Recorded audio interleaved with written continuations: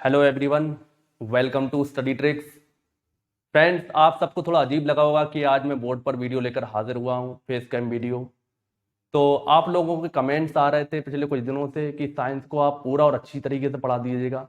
तो मैंने भी सोचा है अब आपको अच्छी तरीके से, एक प्रॉपर जो तरीका होता है उसे मैं आपको साइंस पढ़ाऊँ।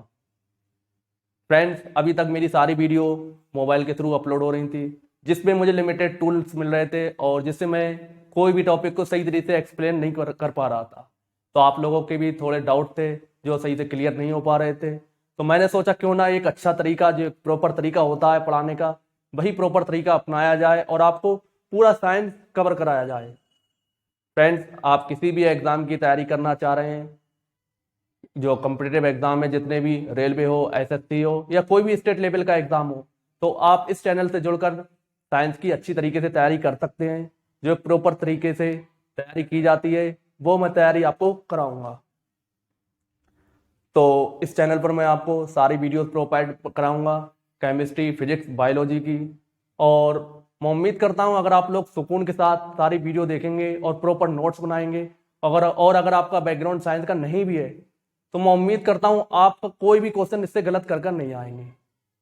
फ्रेंड्स, जो लोग जल्दबाजी दिखाना चाह रहे हैं कि एक टॉपिक पढ़ा नहीं दूसरे की मांग कर रहे हैं, तो वो लोग इस चैनल से ना जुड़ें तो बेहतर रहेगा, क्योंकि हम लोग सुकून से पढ़ना चाह रहे हैं।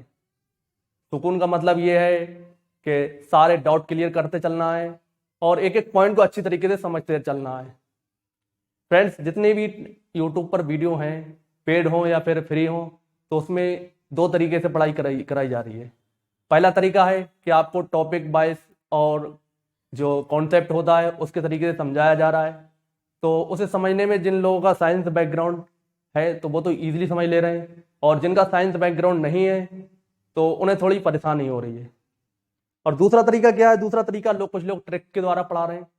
तो ट्रिक भी सही है, लेकिन कुछ इतनी हार्ड ट्रिक बन जाती है तो कि बच्चे ट्रिक को याद करना ही मुश्किल है, तो फिर उस टॉपिक को कहाँ से याद कर पाएंगे।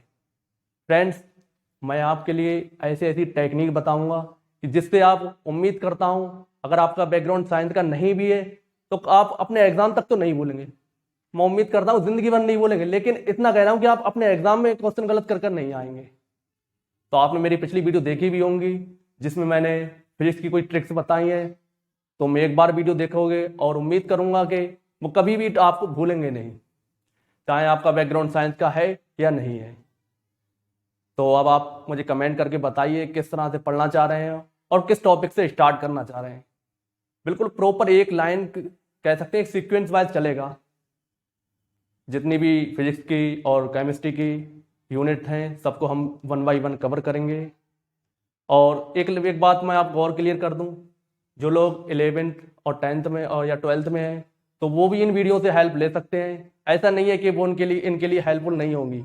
बस 10th और 12th में क्या होता है, कुछ डेरिवेशन होते हैं कराने को, तो वो डेरिवेशन मैं आपको इस पर नहीं बताऊंगा। बाकी थ्योरी सेक्शन आप अपना कंप्लीट कर सकते हैं, वो भी आपके लिए बहुत ज़्यादा हेल्पफुल होगा। तो आने वाले टाइम में मैं 10th और 11th के और 12th के लिए या तो अलग चैनल बना दूंगा या इसी चैनल पर उनके भी टॉपिक वाइज वीडियो स्टार्ट कर दूंगा। और एक बात और, कुछ लोग मेरी ट्रिक की वीडियो में कॉन्सेप्ट खोज रहे थे, तो वो ट्रिक है, ट्रिक को ट्रिक की तरह लें, उसमें कॉन्सेप्ट ना निकालें। वो मैंने सिर्फ आपको याद करने का तरीका बताया है कि आप किस तरह से याद कर सकते हैं। अब आप उसमें इतना दिमाग लगाएंगे कि ये कहाँ से आया, वो कहाँ से आया, तो उसके लिए आपको प्रॉपर वीडियो देखना होगा। तो मैं उम्मीद करता हूं आपको ये सारे पॉइंट क्लियर हो चुके होंगे। तो आज मैंने एक छोटा सा टॉपिक लिया है केमिस्ट्री का। तो इससे भी हमारे एग्जाम में बहुत ज़्यादा क्वेश्चन आपको देखने को मिल जाते हैं। अगर आपने पिछले साल 2018 में रेलवे, एएलपी या फिर ग्रुप डी, इन दोनों का एग्जाम दिया है, तो इसमें रासायनिक अभिक्रिया को बैलेंस करने के लिए आता है। तो रासायनिक अभिक्रिया को बैलेंस करने के लिए हर क्वेश्चन, हर शिफ्ट में बहुत क्वेश्चन पूछे गए हैं। तो आपने अगर एग्जाम दिया होगा तो आपको पता ही होगा किस तरह के क्वेश्चन पूछे जाते हैं। नहीं पता तो मैं आपको बताता हूँ। फ्रेंड्स, ये बहुत ज़्यादा टफ टॉपिक मान सकते हैं और इससे बच्चों को कन्फ्यूज़न भी बहुत होता है। तो आज इस टॉपिक को आप देखें। मैं उम्मीद करता हूँ आज का वीडियो देखने के बाद आपका कोई भी कंफ्यूजन इस टॉपिक से नहीं रहेगा। चलिए स्टार्ट करते हैं आज का वीडियो। तो हमारा टॉपिक क्या है? रासायनिक अभिक्रिया को संतुलित करना, टू बैलेंस केमिकल रिएक्शंस। तो सबसे पहले आपको समझना होगा रासायनिक अभिक्रिया क्या होती है।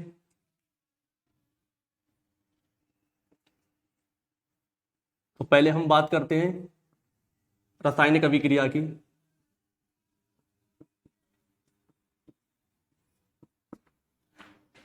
तो रासायनिक अभिक्रिया कुछ भी नहीं है, कह सकते हैं नए पदार्थों का निर्माण होता है इसमें, और उनके गुण धर्मों में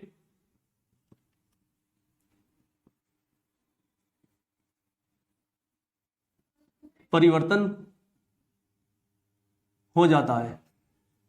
तो ये रासायनिक अभिक्रिया में होता है कि नए पदार्थों का निर्माण होता है जिनसे उनके नए गुण धर्म उनके अंदर जनरेट हो जाते हैं।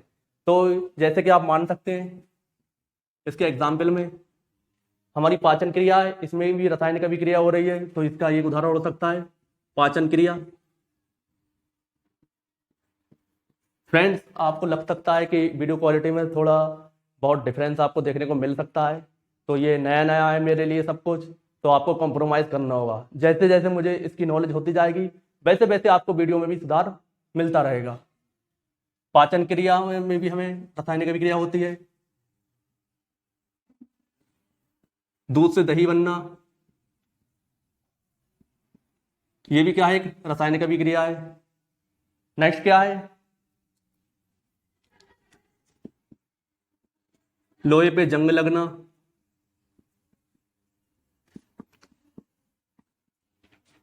तो ये सब क्या है, रासायनिक अभिक्रिया के उदाहरण हैं। तो आप इनको ध्यान रखें। फ्रेंड्स, किसी भी रासायनिक अभिक्रिया के दो भाग होते हैं, किसी भी केमिकल रिएक्शन के। एक होता है अभिकारक, दूसरा होता है उत्पाद। तो अभिकारक को हम इंग्लिश में रिएक्टेंट्स कहते हैं, उत्पाद को हम क्या कहते हैं, प्रोडक्ट। अब अभिकारक या रिएक्टेंट्स क्या होते हैं? तो जो रासायनिक अभिक्रिया में भाग ले रहे हैं नए तत्व, तो उन्हें हम क्या कह सकते हैं, अभिकारक। और जो नए तत्व हमारे बन रहे हैं तो उन्हें हम क्या कहते हैं, उत्पाद। तो हम लिखते कैसे हैं इसे, A+B मान लो, ये क्या है, हमारे उत्पाद है। तो तीर इस तरह से हम डिनोट करते हैं, ये हमारे क्या बने, तो ये दोनों हमारे क्या है, उत्पाद। जो नए पदार्थ हमारे बन के आए हैं जिनके गुणधर्म चेंज हो चुके हैं। और ये क्या है, हमारे अभिकारक। फ्रेंड्स, ये टॉपिक अगर 10th वाले देख रहे हैं तो 10th क्लास में साइंस का पहला ही टॉपिक ये है, केमिकल रिएक्शंस। तो उसके बारे में हम ज़्यादा आज डीप में नहीं पढ़ने वाले, बस हम केमिकल रिएक्शन को बैलेंस करना सीखने वाले हैं। तो ये क्या है, अभिकारक, ये उत्पाद। इसका उदाहरण मैं आपको देके बताता हूँ। जैसे अगर आपको चाय बनाना है, तो चाय बनाने के लिए आपको किस किस की जरूरत होती है? सबसे पहले चाय पत्ती की जरूरत होती है, आपको दूध चाहिए, और आपको चीनी चाहिए। और हमारा क्या बनेगा इससे, चाय। फ्रेंड्स, पत्ती, दूध, चीनी, ये क्या है, ये क्या है, हमारे अभिकारक। और ये चाय जो बनी है ये हमारा क्या बना, उत्पाद। तो इस तरह से केमिकल रिएक्शन होती है। अभिकारक जब रिएक्शन करते हैं तब हमारे नए उत्पाद का निर्माण होता है जिनके गुणधर्म चेंज हो चुके होते हैं। तो आपको इसे ध्यान रखना है इस तरह से। एक चीज और फ्रेंड्स, पत्ती, दूध, चीनी, क्या इन दोनों की मात्रा कभी चेंज होगी? आप इस तरह से ना समझे। मान लो मुझे शरबत बनाना है, शरबत बनाने के लिए चीनी प्लस पानी क्या लेंगे, आपका शरबत बनेगा। आपको दिखता नहीं होगा।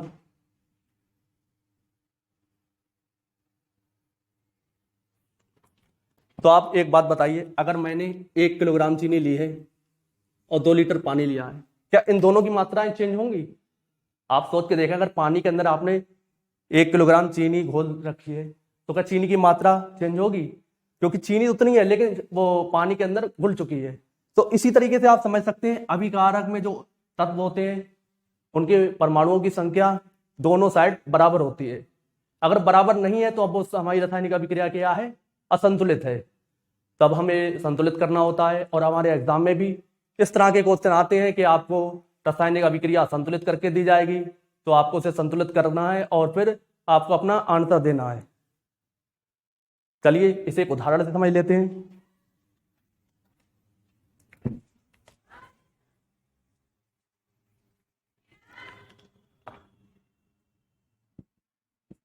मान लो मुझे हैबर विधि से अमोनिया गैस की हैबर विधि से अमोनिया गैस बनाना है।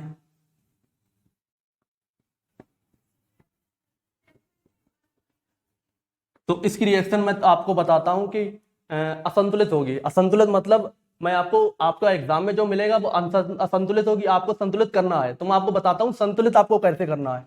मान लो H2 प्लस N2 NH3 यानी नाइट्रोजन हाइड्रोजन और नाइट्रोजन से मिलकर अमोनिया गैस बन रही है। तो आप इसमें देख सकते हैं रासायनिक अभिक्रिया बैलेंस है या नहीं है। और रासायनिक अभिक्रिया बैलेंस करने के लिए अनबैलेंस चेक करने के लिए क्या करते हैं, हम दोनों ओर परमाणुओं की संख्या देखते हैं। तो आप देख सकते हैं यहाँ पर हाइड्रोजनों के परमाणुओं की संख्या कितनी है? 2। यहाँ कितनी है? 3। नाइट्रोजन के परमाणु की संख्या यहाँ कितनी है? 2। यहाँ कितनी है? 1। तो हम कह सकते हैं हमारी रासायनिक अभिक्रिया असंतुलित है, यानी कि संतुलित नहीं है। अब हम इसे संतुलित कैसे करेंगे? तो सबसे पहले मैं आपको एक तरीका बताता हूँ जो तरीका होता है करने का। फिर उसके बाद अगर आप कुछ क्वेश्चन की प्रैक्टिस कर लेते हैं तो आप एक लाइन में भी सॉल्व कर सकते हैं। तो आप किस तरह से करेंगे? तो पहले आपको लिखना है, तो इस साइड के हमारे हैं इन्हें क्या कहते हैं हम? अभिकारक, यानी कि रिएक्टेंट्स। इसे क्या कहते हैं? उत्पाद। तो आपको एक टेबल बना लेनी है, एक और लिखना है आपको अभिकारक। फ्रेंड्स ये लॉन्ग मेथड है, अगर आप इसे समझ लेंगे उसके बाद आप डायरेक्टली कर सकते हैं। इधर क्या लिखना है आपको? उत्पाद। अब इधर आपको तत्व लिखना है जो तत्व दिए गए हैं। पहला है हाइड्रोजन, दूसरा है नाइट्रोजन। फ्रेंड्स आपको एक बात और ध्यान रखना है, हमेशा आप वहां से स्टार्ट करेंगे बैलेंस करना जिसमें परमाणु की संख्या अधिक दी गई है। तो पहले मैं नाइट्रोजन से ले लेता हूं। मैंने नाइट्रोजन नीचे लिख दिया, तो कोई बात नहीं, ऊपर लिख देता हूं। ये नाइट्रोजन और ये हाइड्रोजन। अब आप देखकर बताएं अभिकारक में नाइट्रोजन के परमाणुओं की संख्या कितनी है? तो आप देख सकते हैं कितनी है? 2। और उत्पाद में कितनी है? उत्पाद में कितनी है? 1। यानी कि मुझे यहां पर कितने नाइट्रोजन के परमाणुओं की संख्या की जरूरत है? 1 की। और यहाँ कितने? 2। तो इसमें क्या करूंगा मैं? 2 से मल्टीप्लाई कर दूंगा। अगर मैं 2 से मल्टीप्लाई कर देता हूं तो मुझे इसमें पूरे में मल्टीप्लाई करना होगा 2 से। अब आप देख सकते हैं नाइट्रोजन के परमाणु की संख्या बैलेंस हो चुकी है। यहाँ 2 नाइट्रोजन है और यहाँ भी 2 नाइट्रोजन है। अब लेकिन हाइड्रोजन का क्या हाल है? हाइड्रोजन को मैं देख लेता हूं। तो हाइड्रोजन के अब एक सबसे बड़ा कंफ्यूजन यहाँ आता है जिन लोगों का साइंस बैकग्राउंड नहीं है। अगर उनसे पूछा जाए कि हाइड्रोजन के परमाणु की संख्या कितनी है तो वो किस तरह से काउंट करते हैं कि 3 और 2 5। लेकिन ये तरीका गलत है। आप इस तरह से समझ सकते हैं, कहीं मान लो लिखा है मेरे पास 5x और मैं इसे 2 से मल्टीप्लाई कर दूं तो कितना आएगा? ये 10 है। तो आप इसे मान सकते हैं कि मल्टीप्लाई में होता है। तो कितनी हाइड्रोजन की संख्या होगी? तो 3 इधर है और 2 से मल्टीप्लाई हुआ है, यानी हाइड्रोजन की संख्या कितनी है? 6। तो आप देख सकते हैं उत्पाद में हाइड्रोजन की संख्या कितनी हो गई?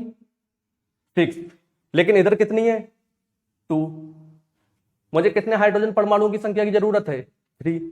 तब मैं क्या करूंगा? 3 से मल्टीप्लाई कर दूंगा। तब 3 से मैं मल्टीप्लाई कर दूंगा। अब आप देख सकते हैं मेरी अभिक्रिया बैलेंस हो चुकी है।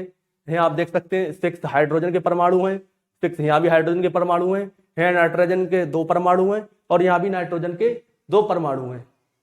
तो इस तरह से रासायनिक अभिक्रिया को आप बैलेंस कर सकते हैं। तो एक क्वेश्चन और देख लेते हैं।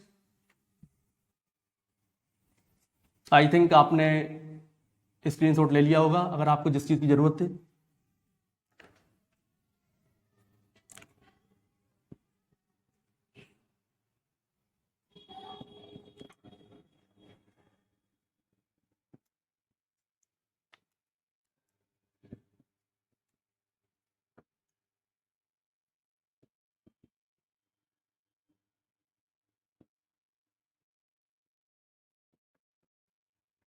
तो मेरी एक रासायनिक अभिक्रिया ये दी गई है।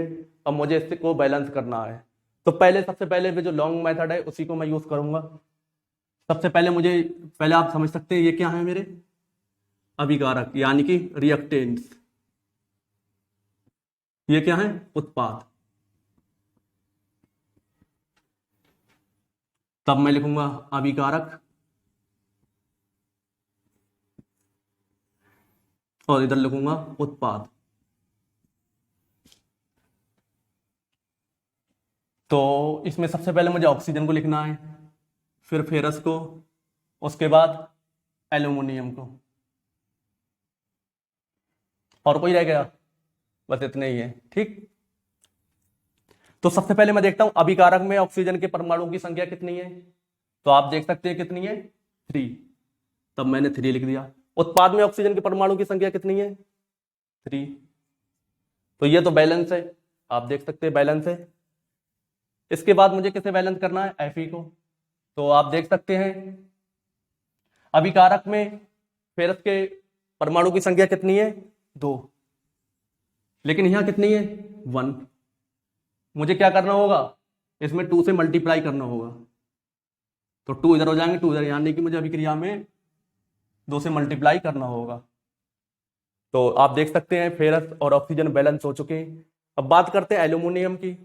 तो एल्यूमिनियम में जो अभिकारक में परमाणु की संख्या कितनी है आप देख सकते हैं 1, लेकिन उत्पाद में एल्यूमिनियम के परमाणु की संख्या कितनी है 2। तो यहाँ 1 है यहाँ 2 है, यानी क्या करना होगा मुझे यहाँ 2 से मल्टीप्लाई करना होगा। मैंने यहाँ 2 से मल्टीप्लाई कर दिया। तो आप देख सकते हैं मेरी रासायनिक अभिक्रिया बैलेंस हो चुकी है। तो इस तरह से मुझे रासायनिक अभिक्रिया को बैलेंस करना होता है। तो आप चाहें तो इसका स्क्रीनशॉट ले सकते हैं किस तरह से आपको रासायनिक अभिक्रिया को बैलेंस करना है। चलिए मैं आपको एक एग्जाम का क्वेश्चन कराता हूं।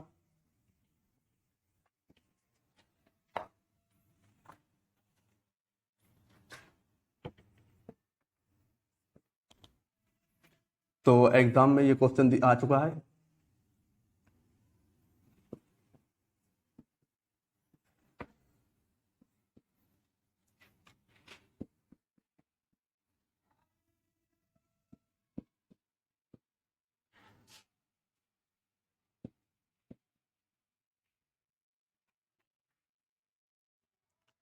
तो एग्जाम में इस तरह से क्वेश्चन आता है।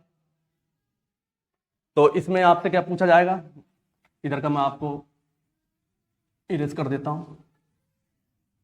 अब मेरा पहला क्वेश्चन क्या है, ए का मान कितना होगा, ए का मान बताना है मुझे। पहला क्वेश्चन बी का मान बताना है, सी का मान बताना है और डी का मान बताना है। फ्रेंड्स मैंने आपके एक क्वेश्चन में 4 क्वेश्चन बना दिए और आपको एग्जाम में हो सकता है केवल एक ही क्वेश्चन देखने को मिले, एक ही क्वेश्चन पूछा जाए, या तो ए का पूछ ले या बी का या सी का या डी का। तो ये मेरे सामने रासायनिक अभिक्रिया दी गई है, तो मुझे इसको बैलेंस करना है। तो बैलेंस करने के लिए मुझे फिर से वही काम, ये क्या है मेरे अभिकारक और ये क्या है मेरे उत्पाद। ठीक। तो सबसे पहले मैं एक टेबल बना लेता हूं, अभिकारक उत्पाद। अब मुझे देखना है सबसे ज्यादा परमाणु की संख्या किसमें है। तो आप देख सकते हैं सबसे पहले ऑक्सीजन को लिखूंगा, फिर फेरस को, उसके बाद हाइड्रोजन को। और कोई रह गया? आपको ए बी सी डी इसकी वैल्यू बताना है। ठीक है।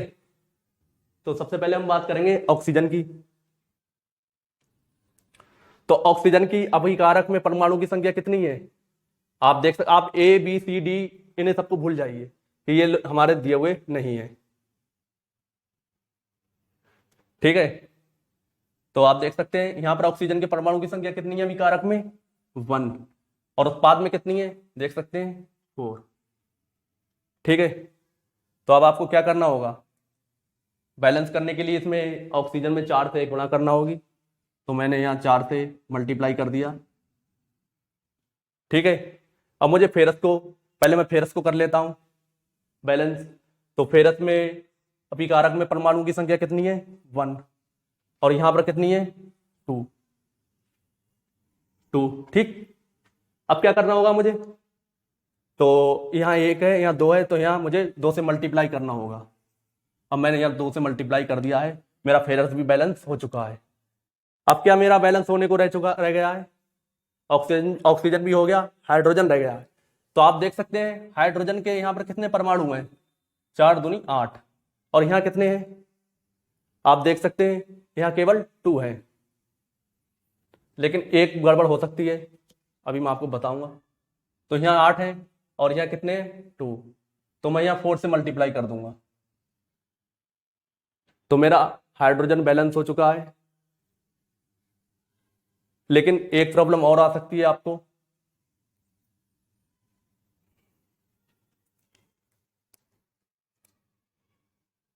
सॉरी यहाँ दोस्तों ओ नहीं है, मैं यही तो कह रहा था, थोड़ा गड़बड़ हो रहा है। तो आप देख सकते हैं मेरे यहाँ बैलेंस हो चुकी है रासायनिक अभिक्रिया। दोस्तों ये मिस्टेक थी, यहाँ ओ नहीं आएगा, यहाँ केवल हाइड्रोजन आएगा। तो आप देख सकते हैं मेरी रासायनिक अभिक्रिया बैलेंस हो चुकी है। आप यहाँ देख सकते हैं ऑक्सीजन के परमाणु 4 हैं, यहाँ भी 4 हैं, हाइड्रोजन के यहाँ 8 हैं, यहाँ हाइड्रोजन के 8 हैं, यहाँ फेरस के 2 हैं, यहाँ फेरस के 2 हैं। अब आप ए बी सी डी का मान बता सकते हैं। तो आप देख सकते हैं ए का मान कितना आया है, तो यहाँ ए लिखा था, ए का मान कितना आएगा 2, बी का मान कितना आएगा, यहाँ क्या था बी 4, सी का मान कितना आएगा यहाँ 1, डी का मान कितना आएगा 4। तो आप देख सकते हैं इस तरह के एग्जाम में आपको क्वेश्चन देखने को मिलेंगे। आपको रासायनिक अभिक्रिया को बैलेंस करना होगा, उसके बाद आपको उसके मान बताना होंगे, ABCD कुछ भी दिया होगा, आपसे किसी का भी मान पूछा जा सकता है। तो ये इसका लॉन्ग प्रोसेस है, इस तरह से हम क्वेश्चन को करते हैं। तो सबसे पहले मैं आपको ये रिकमेंड करूंगा, पहले आप इन्हीं क्वेश्चन को अच्छी तरीके से प्रैक्टिस करें, लॉन्ग मेथड से ही सीखें, फिर उसके बाद ही अपना आप देख के बता सकते हैं। आपको लॉन्ग, अब मैं बताता हूं आपको डायरेक्ट कैसे करना है। अब मान लो यही रासायनिक अभिक्रिया आपके सामने दी गई होती, लेकिन आप जब ज्यादा क्वेश्चन प्रैक्टिस कर लेंगे तो ही ऐसा कर सकते हैं। आप देख सकते हैं एक लाइन में कैसे सॉल्व करना है। तो यहाँ क्या है, यहाँ फेरस के 2 हैं, यानी मुझे 2 से मल्टीप्लाई कर दिया, फेरस बैलेंस हो चुका है। यहाँ 4 ऑक्सीजन के हैं, यानी कि मैंने डायरेक्ट यहाँ मल्टीप्लाई कर दिया ऑक्सीजन को 4 से। यहाँ हाइड्रोजन के 2 हैं, यहाँ कितने 8 हैं, यानी कि मैंने यहाँ 4 से मल्टीप्लाई कर दिया। ये मेरी रासायनिक अभिक्रिया डायरेक्ट बैलेंस हो गई। लेकिन ये सब प्रैक्टिस से आएगा। एक पहले मैं आपको ये रिकमेंड करूंगा, पहले आप लॉन्ग मेथड से सीखें, और जो 10th वाले हैं उनके एग्जाम में से कुछ दिन भर भर के आएंगे वो बोर्ड के एग्जाम में, तो वो इसी तरीके को फॉलो करें, ना कि शॉर्ट मेथड को, वरना उनके नंबर भी शॉर्ट कर दिए जाएंगे। तो उम्मीद करता हूं आज का आपको लेक्चर पसंद आया होगा। पसंद आया है तो प्लीज कमेंट बॉक्स में बताइए आपको कैसा लग रहा है, और ताकि मैं अपना जो साइंस का फुल सिलेबस है डिस्कस आप लोगों के सामने करूं। आप कमेंट करके बताइए कहाँ से स्टार्ट करूं, फिजिक्स से स्टार्ट करना है या फिर केमिस्ट्री से स्टार्ट करना है। तो ये मेरा डेमो लेक्चर मान सकते हैं आप। अगर आपको अच्छा लगा है तो लाइक करें और वीडियो को ज़्यादा से ज़्यादा शेयर करें, और लोगों को भी जोड़ें कि अब आपको पेड कोर्स, साइंस का जो पेड कोर्स चलता है उसे लेने की ज़रूरत नहीं है। अगर आप मेरे साथ जुड़े रहेंगे तो मैं उम्मीद करता हूँ ऐसा साइंस पढ़ाऊंगा और नई नई टेक्निक बताऊंगा याद करने की, जिससे आप कभी भी कहीं भी कोई क्वेश्चन गलत नहीं करेंगे। यहाँ तक कि आप UPSC के एग्जाम में बैठना चाह रहे हैं और साइंस के पोर्शन की गारंटी मैं ले रहा हूँ आपके, कि अगर आपको 10 क्वेश्चन मिलते हैं, 5 क्वेश्चन मिलते हैं, वो 100% आप करके आएंगे। मैं बातें नहीं मार रहा हूँ, मैं सच कह रहा हूँ, क्योंकि साइंस में मैंने बहुत नए नए तरीके खोजता रहता हूँ कि किस तरीके से बहुत ज़्यादा शॉर्ट बनाया जा सकता है। तो जितना शॉर्ट बनाने की कोशिश होती है, अब शॉर्ट का मतलब ये नहीं कि हम कॉन्सेप्ट से भटक जाएं, कॉन्सेप्ट अपनी जगह है और उसे याद करना अपनी जगह है। तो सबसे बड़ी प्रॉब्लम यही आती है कि हम उसे याद नहीं कर पाते हैं। तो याद करने का तरीका भी आपको बताया जाएगा कि याद किस तरह से रखना है। अब जैसे मैंने कुछ वीडियो बनाई थी, आप लोगों ने देखी होंगी अगर आप लोग मेरे पुराने सब्सक्राइबर हैं। अवतल दर्पण द्वारा बनने वाले प्रतिबिंब, उत्तल दर्पण द्वारा बनने वाले प्रतिबिंब। तो आप देख सकते हैं पूरे यूट्यूब पे आपको इस तरह की वीडियो नहीं मिलेगी। चैलेंज के साथ कहता हूं कि इस तरह की वीडियो अगर आपने इससे पहले देखी हो, मेरी वीडियो कॉपी कर करके बहुत से लोगों ने डाल भी दी कि अपनी वीडियो बना करके ये ट्रिक है, लेकिन वो ट्रिक मैंने बनाई थी, अपने दिमाग से बनाई थी। और अगर आपके पास भी कोई ऐसी ट्रिक है तो आप भी मुझे बता सकते हैं कि हाँ, एक नया तरीका, यूनिक तरीका। अब कुछ लोग क्या करते हैं कि ये सेंटेंस रट लो, आपको सारी पोजीशन अवतल दर्पण या उत्तल दर्पण वाली सब याद हो जाएंगी। ऐसे कैसे याद हो जाएंगी? जब आपको वो बाकी भूल जाएंगे तो फिर आप कैसे बताएंगे? लेकिन क्या मेरा मानना ये है, फिजिक्स और केमिस्ट्री आपको डायग्राम के थ्रू जो ट्रिक बनेगी वो हमेशा के लिए याद रहेगी। तो मैं आप सब लोगों को ऐसी ही ट्रिक के साथ, ट्रिक के पहले सबसे पहले मैं बताऊंगा हर चीज का कॉन्सेप्ट, फिर उसके बाद बताऊंगा ट्रिक। ट्रिक को आप कह सकते हैं याद करने का तरीका है या टेक्निक है। इस तरह की टेक्निक है जो आप कभी भूलने वाले नहीं है। बस आप ज्यादा से ज्यादा लोगों को जोड़ें ताकि मुझे भी मोटिवेशन मिलता रहे। और वीडियो की क्वालिटी को लेकर अब आप कंप्रोमाइज करना होगा। अभी मुझे इन चीज़ों की अच्छी तरीके से नॉलेज नहीं है कि किस तरह से सेटअप होता है, और मैं मोबाइल फ़ोन से वीडियो रिकॉर्ड कर रहा हूँ। इतने ज़्यादा अभी मेरे पास जो टूल्स वगैरह नहीं है। अगर आपके पास अब अगर आपको आवाज़ की भी प्रॉब्लम आ रही है तो आप इसमें भी कंप्रोमाइज़ करना होगा। बाकी बोर्ड आप देख सकते हैं, इस तरह का बोर्ड लगा हुआ है। आने वाले टाइम में अगर आप लोगों ने साथ दिया तो इसे भी हम बेहतर करके दिखाएंगे। जो लोग फालतू में यूट्यूब पर बकवास करते हैं कि टॉपिक एक पढ़ा रहे हैं और 5 मिनट का टॉपिक है और उसे आधा घंटा तक लाइव चलाकर पढ़ा रहे हैं कि बच्चे ने क्या आंसर दिया, ये दिया, वो दिया। अरे प्रैक्टिस तो बात की बात है। सबसे पहले आप कॉन्सेप्ट तो सीखो ना। अगर कॉन्सेप्ट सीख गए तो क्वेश्चन प्रैक्टिस तो आप घर पे भी कर लेंगे। आजकल हर कोई, इतने ऐप्स आ रहे हैं प्ले स्टोर के अंदर मौजूद हैं जिनमें क्वेश्चन भर भर के प्रैक्टिस करने को दिए हुए हैं। तो प्रैक्टिस अगर आप यूट्यूब की वीडियो देख के करना चाह रहे हैं तो मुश्किल से आप मान सकते हैं आधे घंटे में 10 क्वेश्चन प्रैक्टिस करेंगे। लेकिन अगर आप अपने कॉन्सेप्ट आपके सही हैं और आप खुद प्रैक्टिस करते हैं तो 10 मिनट में 50 से ज़्यादा क्वेश्चन प्रैक्टिस कर सकते हैं। आपको लगता होगा आज मैं बहुत ज़्यादा लेक्चर दे रहा हूँ, बस मेरा दिमाग में तो यही रहता है कि कैसे यूट्यूब पर लोगों को, बच्चों को, पढ़ने वाले बच्चों को बेवकूफ़ बनाया जा रहा है।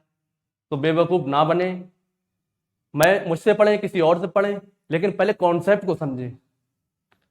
कॉन्सेप्ट समझ लेंगे, क्वेश्चन तो खुद ब खुद अटेम्प्ट होने लगेंगे और फिर एग्जाम कोई बड़ी बात नहीं है निकालना। ठीक है, फिर अगर आप लोगों को वीडियो पसंद आई है, फिर से मैं एक बार रिपीट कर रहा हूँ कि लाइक करें और ज़्यादा से ज़्यादा लोगों को जोड़ें। अगर साइंस की तैयारी करना चाहते हो तो इस चैनल पर एक बार ज़रूर आप विजिट करके देखो। पसंद आए तो पढ़ो, नहीं आए तो आपकी मर्जी, जहाँ चाहे वहाँ पढ़ो। ठीक है, तो मिलते हैं हम नेक्स्ट वीडियो में अपने नए टॉपिक के साथ, और आपके कमेंट का मुझे इंतज़ार रहेगा। तो चलिए मिलते हैं नई वीडियो में।